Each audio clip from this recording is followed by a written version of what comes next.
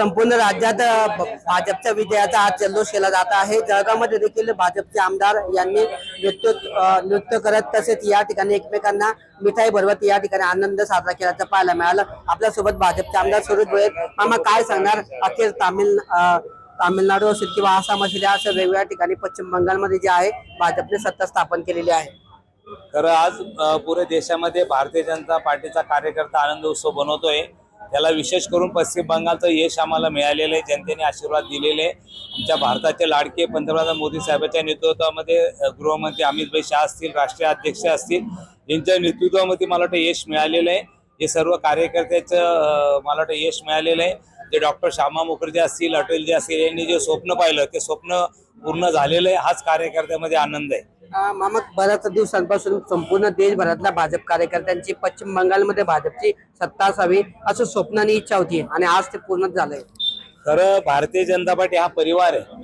हा एका व्यक्तीने तर पूर्ण कार्यकर्ते परिवार समजतो। आम्ही सर्व ठिकाणी प्रचाराला जातो, प्रसिद्धीला जातो, एकमेकाला सहकार्य करत असतो आणि मला वाटतं त्याचं जे यश पश्चिम बंगालमध्ये इकडचे कार्यकर्ते सर्व गेले, विशेष करून आमच्या राज्याचे मुख्यमंत्री देवाभाऊ तिथे प्रचाराला गेले आणि ह्या माध्यमातून मला वाटतं यश मिळालेलं आहे। त्याचाच आनंद उत्सव कार्यकर्ते बनवत आहेत। काय सांगशील, भाजपमध्ये अखेर ममता बॅनर्जींची सत्ता जी आहे ती पाय उतर झालेली आहे आणि भाजपने सत्ता स्थापन केलेली आहे। आसाम असेल किंवा पश्चिम बंगाल असेल, कसा आनंद आहे? नक्कीच जनतेने विकासाला मत दिलेले आहे। सन्माननीय पंतप्रधान नरेंद्रभाई मोदीजी यांच्या विकासाच्या दृष्टिकोनाला पश्चिम बंगालच्या असेल, आसामच्या असेल, आसाम तिसऱ्यांदा आम्ही भारतीय जनता पार्टीने यावेळी आसाम जिंकलेला आहे।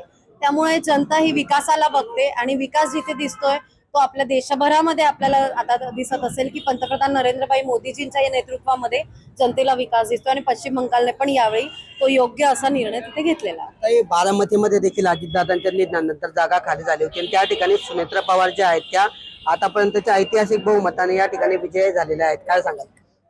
नक्कीच सुनेत्राताईंचंही योगदान तिथे तेवढंच होतं।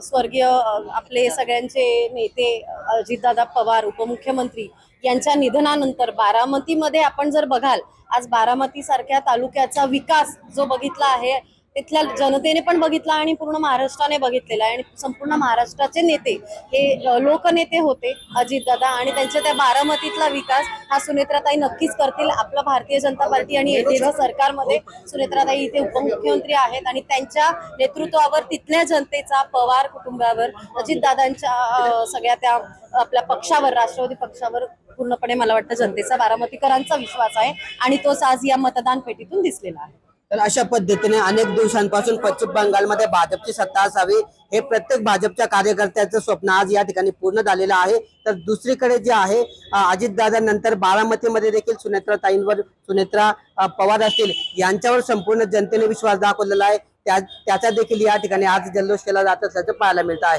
किशोर पाटील, TV9 मराठी, जळगाव।